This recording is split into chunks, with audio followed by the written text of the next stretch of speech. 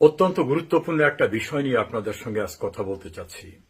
শেখ হাসিনা সরকারকে উচ্ছেদ করার সময় রাষ্ট্রের ঋণ ছিল ২ লক্ষ কোটি টাকা, যেটা ইউনূস সরকারের বাণিজ্য উপদেষ্টা তার একটি প্রেস ব্রিফিং এ বলেছেন। সেটা শুনুন। হাসিনা ক্ষমতা আয়িত হন তখন আমাদের আন্তর্জাতিক দেনা ছিল ২ লক্ষ কোটি টাকা, সেটা এই বছর এসে উপনীত হয়েছে ২৩ লক্ষ কোটি টাকার উপরে।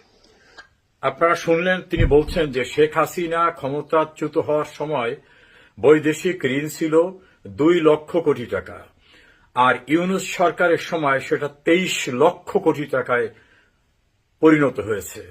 প্রধানমন্ত্রী তারেক রহমান একটি বক্তব্য রেখেছেন, সেখানে তিনি বলেছেন ঋণের পরিমাণ এখন ৩০ লক্ষ কোটি টাকা।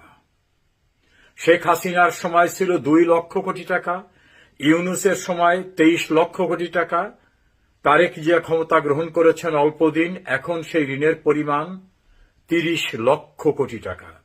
এখন শেখ হাসিনার শাসনামলে দেশের যে বড় মেগা প্রকল্প পদ্মা সেতু, metro rail, elevated expressway, third terminal, Karnaphuli tunnel, Rooppur পারমাণবিক বিদ্যুৎ উৎপাদন কেন্দ্র সহ বিশাল বিশাল প্রকল্প বাস্তবায়িত হয়েছে।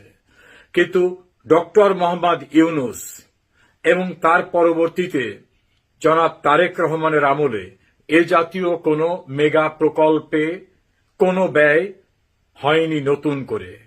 ফলে শেখ হাসিনা যদি ২ লক্ষ কোটি টাকা বৈদেশিক ঋণ করে থাকেন তার সরকার, তাহলে সেই ঋণ ব্যবহৃত হওয়ার যে দৃশ্যমান মেগা প্রকল্পের কথা আমি উল্লেখ করলাম কয়েকটি, ডক্টর ইউনূস ২ লক্ষ কোটি টাকা থেকে ২৩ লক্ষ কোটি টাকায় ঋণের পরিমাণ বাড়ানোর ক্ষেত্রে কি কাজ করেছেন বাংলাদেশের? কোথায় কোন উন্নয়ন প্রকল্প নিয়েছেন? একটিও নেননি। তারেক রহমান ক্ষমতা এসেছেন অল্প দিন, তার বক্তব্যে প্রতিভাত বৈদেশিক ঋণের পরিমাণ এখন ৩০ লক্ষ কোটি টাকা। আমেরিকার সঙ্গে যে চুক্তি হয়েছে, সেই চুক্তিতে বোয়িং বিমান কেনা সহ অন্যান্য যে খাত, সেই খাতে যে পরিমাণ ঋণ এসে যাবে তা নিয়ে সরকার চালানো কি সম্ভব হবে? এই ভয়াবহ ঋণ ইউনূস সরকার আমলের বিশাল অংশের টাকা কোথায় গেছে তা অবশ্যই তদন্তের দাবি রাখে। এই ভয়াবহ ঋণের বোঝা বাংলাদেশের প্রতিটি মানুষকে বহন করতে হবে, কিন্তু ঋণের টাকায় কোথায় ব্যয়িত হয়েছে তার